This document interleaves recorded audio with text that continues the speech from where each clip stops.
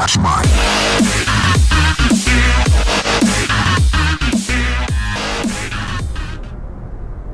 Ruin has come to our family. You remember our venerable house? Opulent and imperial, gazing proudly from its stoic perch above the moor. I lived all my years in that ancient, rumor-shadowed manor, fattened by decadence and luxury. And yet I began to tire of conventional extravagance. Singular, unsettling tales suggested the mansion itself was a gateway to some fabulous and unnameable power. With relic and ritual, I bent every effort towards the excavation and recovery of those long-buried secrets, exhausting what remained of our family fortune on swarthy workmen and sturdy shovels. At last, in the salt-soaked crags beneath the lowest foundations, we unearthed that damnable portal of antediluvian evil.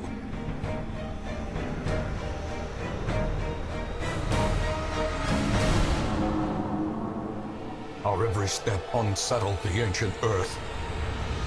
But we were in a realm of death and madness. In the end, I alone fled laughing and wailing through those blackened arcades of antiquity, until consciousness failed me. You remember our venerable house, opulent and imperial. It is a festering abomination. I beg you, return home, claim your birthright, and deliver our family from the ravenous, clutching shadows of the darkest dungeon. Ladies and gentlemen, welcome to the first look of Darkest Dungeon, brought to us by Red Hook Studios. Now, this was a game that was in early access for quite some time, and I actually got a little burnt out on it, so I had to take a little break, but it finally got its release date on January the 19th. Now, if you're unfamiliar with what Darkest Dungeon is, it is a roguelike dungeon crawler, and it was developed by a gentleman named Tyler Sigmund. It is available on Steam currently, and will be coming to your PlayStation 4 and Vita in spring of 2016. Without further ado, I would like to jump on into this, guys, because it's going to be much easier to explain to you guys what really Darkest Dungeon is and what it's all about. So let's jump right on into a campaign here. As you can see, you can have up to 3 campaigns. We have one right now in the middle of week 18 that is very early in the game, and we're going to jump on into it because pretty much everything is unlocked, but it's so early in the game that I haven't even, tackled the first boss. But let's jump on into it, and we're going to get introduced to Hamlet, which is your essential hub that you will be meeting with all your characters in.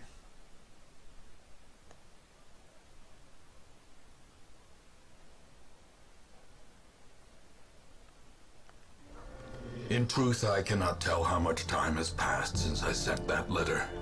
So what you're given here, right from the start, we'll get right into the explanation of what your estate is. So on my right hand side here, this is my roster of everyone in my party, essentially. You can carry 4 of these into a dungeon at a time, and they're all going to essentially get beat up pretty bad, so they're all going to need to have some rest afterwards. But essentially, you're going to get new heroes here at the Stagecoach, and you're going to get to start off. You're going to get 2 to start, but you can always upgrade your Stagecoach network and increase your barracks, which I have it up to 18 here to start. So you want to increase your roster size relatively early so that you can start filling these up with new people. Now, you might be thinking to yourself, won't I eventually run out of space? God, no, you will not run out of space, because this game is tough as nails, and believe me, you might fill up your graveyard quite quickly. As you can see, I had a party that encountered the wizened hag, and they met a early demise. It was unfortunate because that was basically one of my best groups, and yeah, they unfortunately died. So we got 5 people just sitting there. So you're always going to have a revolving door, like I say, heading in from your stagecoach, and always going to be filling your ranks. From there, we're going to start here at the tavern, which is essentially going to be for your stress relief, as well as the abbey. What happens is once your characters are involved in these dungeons, they're sort of going to flip out through the monsters and through the general environment that they're involved in, and their stress will rise, and you got to take care of that. So you're going to take care of them in the abbey or the tavern. Now, if you just right click on, let's say, Ide here, he might have some certain taste. So, for instance, he's not allowed to visit the brothel, so you can't put him in the brothel to make his stress go down. Some characters don't have those types of quirks, others do, others have many of them, but it never ends really. So from there you have the sanitarium, which will treat a quirk and or disease. So like I had mentioned on Ide here, these are all little quirks that you can pay to get rid of if you'd like to. The ones on the left here, these are good. Ones on the right, obviously in the red, are bad. So something like fragile right here, you're probably going to want to get rid of that, but it is going to cost gold, probably about 750 just to get rid of that one. But again, these things suck if you let them pile up on you.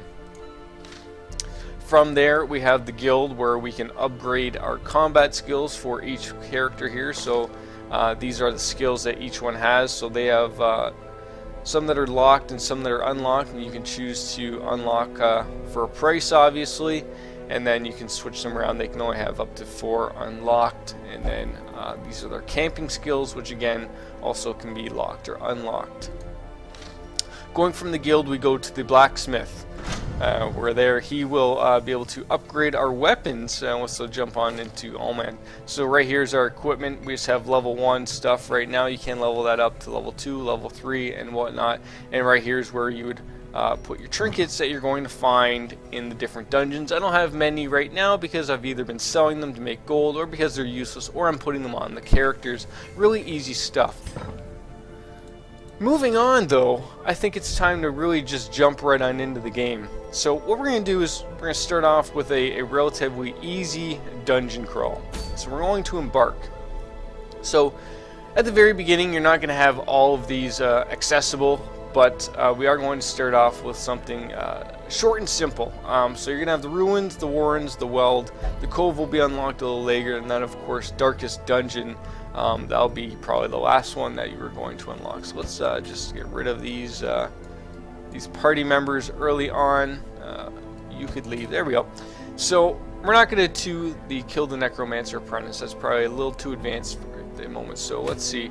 Right there we have a state map, a scout mission, which is going to be short and for level 1s. So we can roll on down to our levels, and we can find some early on people. So what you want to do is you have your party roster, and it goes from right to left. So you want to build it with your tanks up front and your healers in the back, or your range class near the back. So when we right click on our party members here, they're going to have a preferred position. So they prefer to be anywhere but the front, and then their preferred targets of where they like to attack. So okay, we're going to throw you in, let's say, the 3rd position. And Blocheville, this could be somewhat of a tank like character. They like to be most likely in the 2nd position, although they don't mind being in the 3rd or 1st position, but the one that's highlighted the most is going to be what they prefer, so let's put them there. Then we have the Jester class. They also prefer the 2nd or 3rd position. So right now we're looking to refill this with essentially either a tank and or a healer. Not really necessary, but you're going to at least want to have one or the other.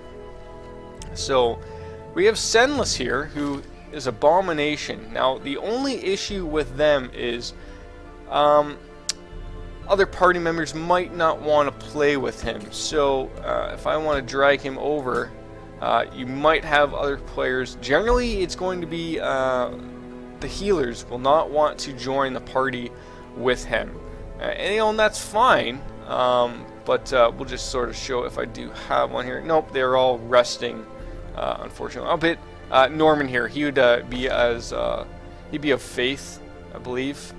So I could probably pull him in and he's going to say, nope, I am not going to go. He'll tell you, I will not serve with this creature. So what we're going to do is we don't really need a healer for a short dungeon. So I can probably throw in a plague doctor or the Hound Master. So let's throw the Hound Master in there. That sounds like a good little mix. And we're going to head off to the provision.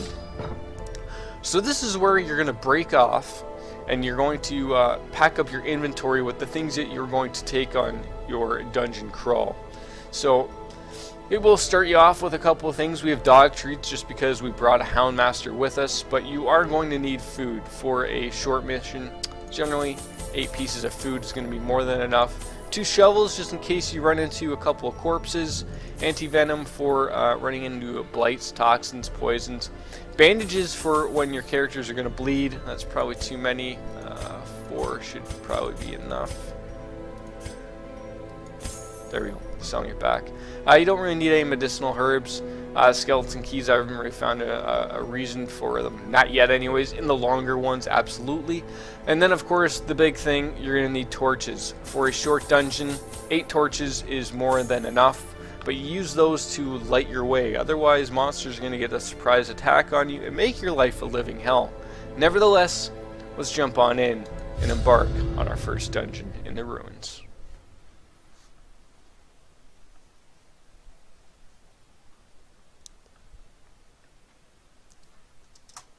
Pace out the halls of Now, your first things lineage first, once ladies and familiar. gentlemen, you're going to notice the absolutely awesome animation that this game has. It has an awesome look and a great atmosphere all about it. They've done a great job with it, and kudos to them for bringing a different style and look. Haven't really seen anything like this in a long time. But you're going to be given your quest up here in the top left, and our mission is to explore 90% of the rooms. So these larger boxes are the rooms, so we need to explore 90% of them. So we can generally be a little wary of where we want to go. It doesn't really matter. We don't have to go everywhere, but we are going to have to cover 90% of them. So probably the best way to be was go here, here, here, and here. So let's head on up, and they're going to continue walking on using your W, A, S, and D keys. So you're going to run into things like this all along your way here, and you can interact with them and check out what they are. So this will be an alchemy table, and you're going to pick up and see what we get, and you're going to generally get some treasure. Not always, but again, at this particular point in time we did. So you see what that just popped up over the Abomination's head, where he was stressing out over the situation. These bottom bars here, just below the red health bar here, is their stress levels. So once that fills, they're going to freak out. We'll see if we get to that right now. Generally, players don't like playing with the Abomination, so you'll see why in a moment. But let's just continue on. So before you get into a door, use a torch. Lighting this up, you can see that it's going to bring up your scouting, and the chances of surprising the monsters is always going to be higher. You don't want to have that drop.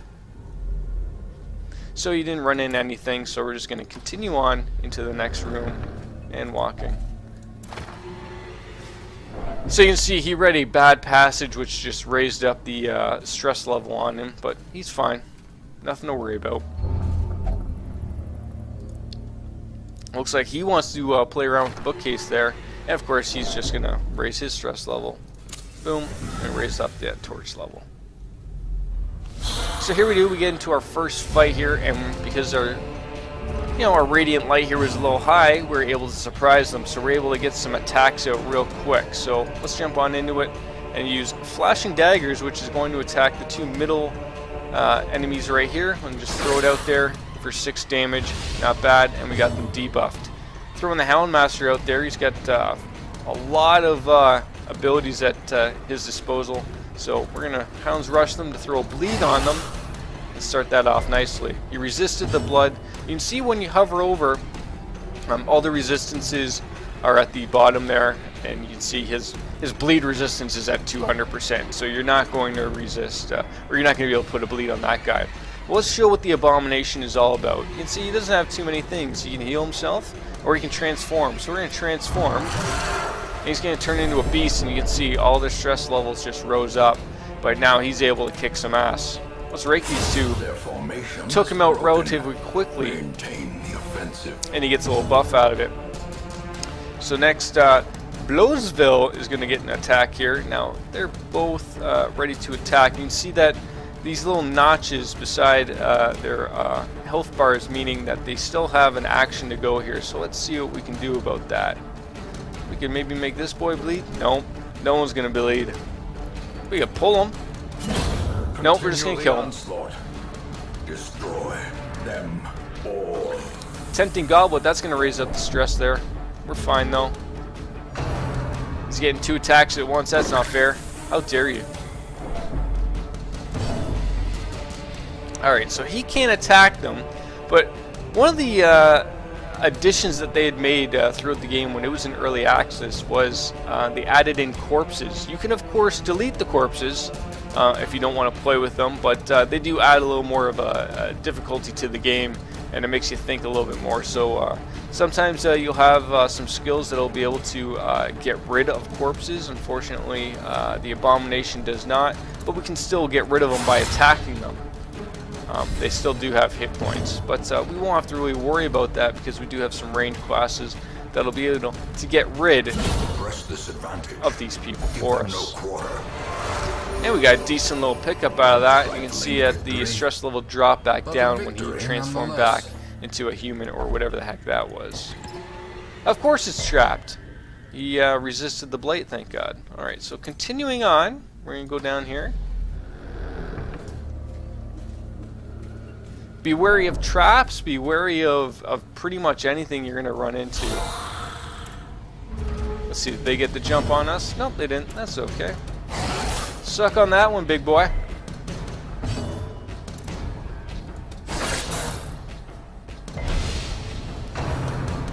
Bump in the night, eh? Sure, club me off the head.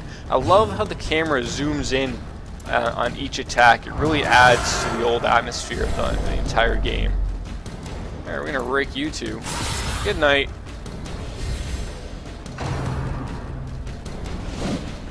Dodging. Hello. Let's see here.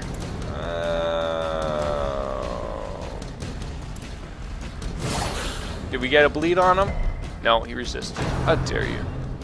Coral. 7. Damn it.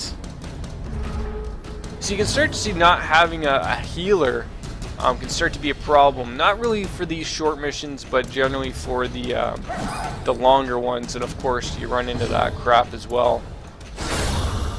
Luckily, we're able to come up big with an attack like that. And then we'll just finish off the job.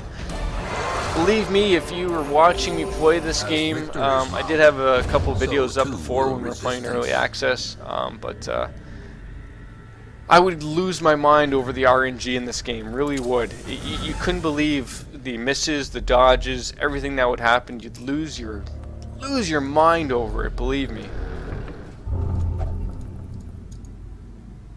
So this guy's just like got that need to, I have to read and I have to stop and pick up everything. Now he picked up an unfortunate quirk, or a debuff, I guess you'd say. Okay, so we ran into being hungry there, so luckily that's why we bring food. So if you don't choose to eat, you're gonna take 20% damage plus a lot of stress, but because we have food, we're fine and we can continue on.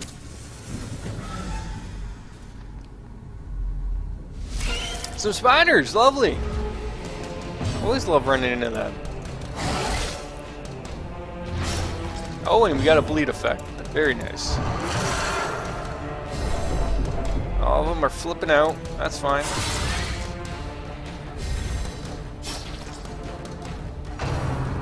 Spitting at me. How dare you? Resisted the blight, which is nice. Confidence surges. Nice. As the enemy crumbles. Oh, that did sting. Now, certain attacks will drop their stress levels as well if they come up big on certain attacks. So it is nice that you don't always have to worry about that. But then there are other enemies that you do have to worry about that stress just jumping up. So you're getting all sorts of different pieces of treasure here. You can see we picked up some food and some gems and stuff. These right here, these busts, those are something that you really want to take, because those will be helping you to upgrade, you know, the tavern, the abbey, the blacksmith shop, the stagecoach network. All these things are required, not with busts, as well as deeds. And there's a couple other things as well. So just keep that in mind, obviously. The light, the promise of safety. Oh, of course, the sack contents. Another 215 gold. Everything's coming up Millhouse. It's fantastic. More sack contents. 500 gold. I haven't had one like this that was this well in a while. The path is clear. We require only the strength. Things are going extremely well. And every once in a while you do get a scouting increase. You can see that we might even be able to avoid this battle in this room here. So we might get extremely lucky. These purple instances mean that there's a trap. So if you just gotta be a little wary, we'll show it here, right here. So if you ignore it, essentially one of these characters will take damage for it. But because we know it's there, we can disarm it, and then it's not a worry for us anymore. Continuing on. Still no fights. This should be our last one. So we are going to pick up probably one more thing. Oh, an obstacle. So that's where you use the shovel. If you don't use the shovel, everyone's going to take a lot of damage. So luckily that's why we come prepared. Use that last torch. Radiance, may we find victory. Continue on. This might be a fight in this last door. Not sure. There probably isn't. That's it. Quest complete. So you can obviously continue on if you'd like, but you're always given the option at the very end. In case there was something here, like a treasure chest, you could continue on, open it, and then hit this quest complete. And when you're done, it's going to give you a breakdown of everything that you collected, as well as the quest rewards that were offered at the beginning for taking the quest. So it wasn't pretty bad. You know, we got 3,000 in gold with a couple of busts and a trinket, which, you know, might throw it on someone. And then a bunch of the stuff that we did have, we sold back. So again, we didn't use a lot of food, the shovels and the bandages, didn't use those. But again, better to be safe than sorry. And then, of course, all the small little things we picked up all get sold into the collected treasures. At the breakdown, everyone levels up based upon their you know, what they did in the dungeon, and then they're given a couple resolve, and then of course if they have this, that means that they're gonna get a quirk or not. So you can see they unloaded a couple things, but we got off relatively easily there. But then back to the hamlet, where you can choose to continue on. Every week something happens, so we're gonna give just a quick breakdown of the tavern in the abbey and how you take care of that. So I don't have too many people that are really stressed out for the sake of the first look. We'll sort of show it off. So I don't have too many people here, but let's take Rougue's here, and we'll right click on him. So he's rather curious, but he doesn't have really anything that is holding him here. Vastel, she also doesn't have anything to worry about, but there are a few things that I'd like to probably get rid of, so we can show that off. So right now we don't have anybody with any diseases or anything like that. It's just some negative quirks. So we're going to go to the Abbey, and what you do here is you just click and drag. So we're going to take care of Rougue's 3 little stress levels there by paying 1,000. Generally, the caretaker, he's always going to take up one area, but like I said, you can always unlock more areas, and you can reduce the costs, all by spending, you know, the busts, the portraits, the deeds, and the crests. These are all unlocked in different areas when you do embark. So, and then let's go and take care of Sanitarium here, where this is where we can take quirks and or diseases. Like I said, nobody has any diseases. That would be marked with like a green little arrow, or a green arrow, like a green splat. But let's find somebody here that's probably got some really bad. That's not too bad. Let's see. These ones with the skull, generally they're pretty bad. You're gonna want to get rid of them. So this actually is probably a pretty good one to get rid of. It will not prey or flagellate, so that eliminates 2 things. We need to get rid of that. So let's get rid of that.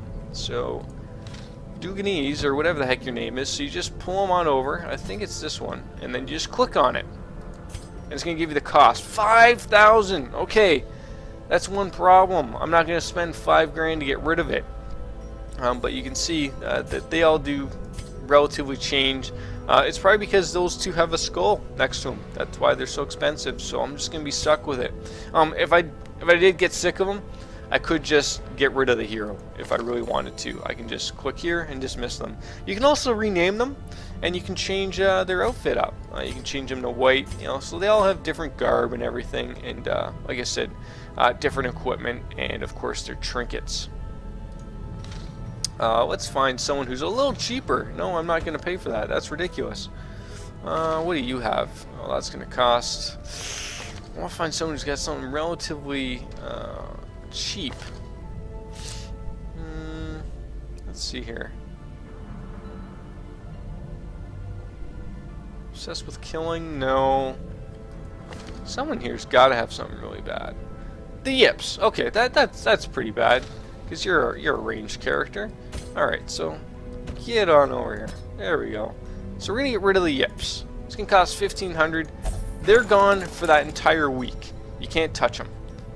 They're resting, I guess it would be to say. So, anytime you put anyone in the Abbey, in the Sanitarium, or in the Tavern, and spend the gold, they're gone for that week.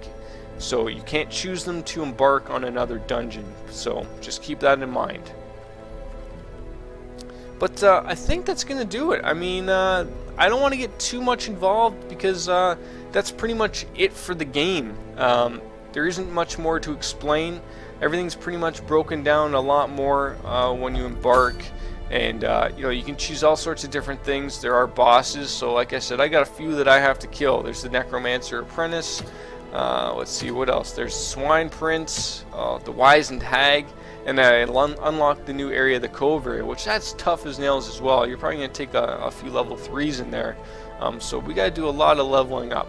But guys, that's been Darkest Dungeon. I hope you enjoyed it and enjoyed the Jordan Estate as much as I have. We're heading into week 19. But that's been Darkest Dungeon. That's been the first look. Check it out. It's available on Steam currently. I believe it's $24.99, and it is coming to the PlayStation 4 and Vita in the spring of 2016, so relatively shortly. But check it out, guys. It's a fun game. It's out of early access. It was in it forever. It's finally been released. Check it out. I'll put the link below for the Steam link. But please check it out. They deserve it. It was a Kickstarted game, and I'm having a blast with it. So, as always, guys, cheers, and thanks for watching. All the best.